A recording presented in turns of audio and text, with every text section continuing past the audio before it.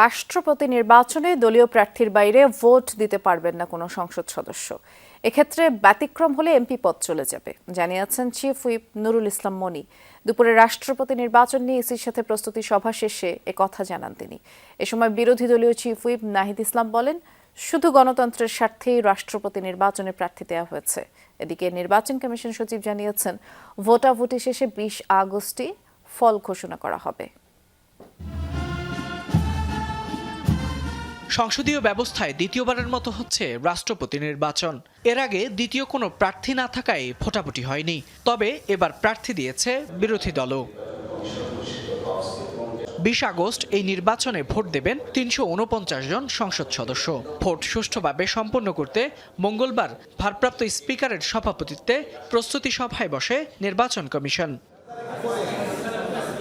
বৈঠক শেষে ব্রিফিংয়ে বিস্তারিত জানানো হয়। সরকার দলীয় চিফ হুইপ জানান, বিএনপির দলীয় প্রার্থীর নাম ঘোষণা করবেন সংসদ নেতা ও প্রধানমন্ত্রী, তবে দলীয় প্রার্থীর বাইরে কাউকে ভোট দিতে পারবেন না সংসদ সদস্যরা। আমাদের বিএনপি দলীয় প্রার্থী আমরা এখনও সিদ্ধান্ত ফাইনাল করিনি। মাননীয় প্রধানমন্ত্রী তিনি ঘোষণা করবেন। আমাদের দলের থেকে তাকে দায়িত্ব দেওয়া হয়েছে, তিনি সিদ্ধান্ত গ্রহণ করবেন। 70 অনুচ্ছেদ অনুযায়ী যা লেখা আছে তা হলোই দলের সিদ্ধান্তের বাইরে তারা কোনো সিদ্ধান্ত গ্রহণ করতে পারবে না। যদি সিদ্ধান্ত গ্রহণ করে সেক্ষেত্রে তাদের সদস্যপদ বাতিল হবে।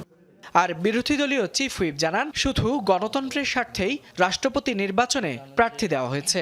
তবে জুলাই সনদ অনুযায়ী এই নির্বাচন হলে সংসদ সদস্যদের স্বাধীনতা অক্ষুণ্ণ থাকত। 70 অনুচ্ছেদ সংস্কার করে আমরা যদি রাষ্ট্রপতি নির্বাচনটা করতে পারতাম, এবং জুলাই সনদ অনুযায়ী কিন্তু রাষ্ট্রপতির ক্ষমতাও অনেকগুলো জায়গায় বৃদ্ধি পাওয়ার কথা ছিল। তো সরকার দল তারা বলছে অক্ষরে অক্ষরে বাস্তবায়ন করবে, কিন্তু প্রত্যেকটা ঘটনা কিন্তু ঘটে যাচ্ছে, কিন্তু সেই অনুযায়ী কোনো ব্যবস্থা নেওয়া হচ্ছে না।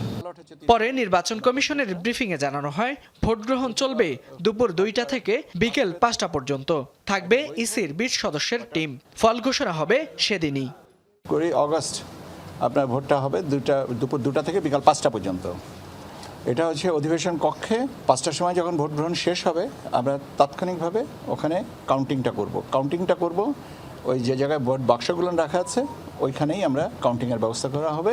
সহায়ক কর্মকর্তা কর্মচারী হিসেবে আমরা 20 জনা আমাদের 20 জনা আমাদের সহকর্মীর নাম আমরা প্রেরণ করব। তাদেরকে আলাদা করে আইডি কার্ড দেওয়া হবে। আর গ্যাজেট প্রকাশের পর দেশের 23তম রাষ্ট্রপতিকে শপথ পড়াবেন জাতীয় সংসদের স্পিকার।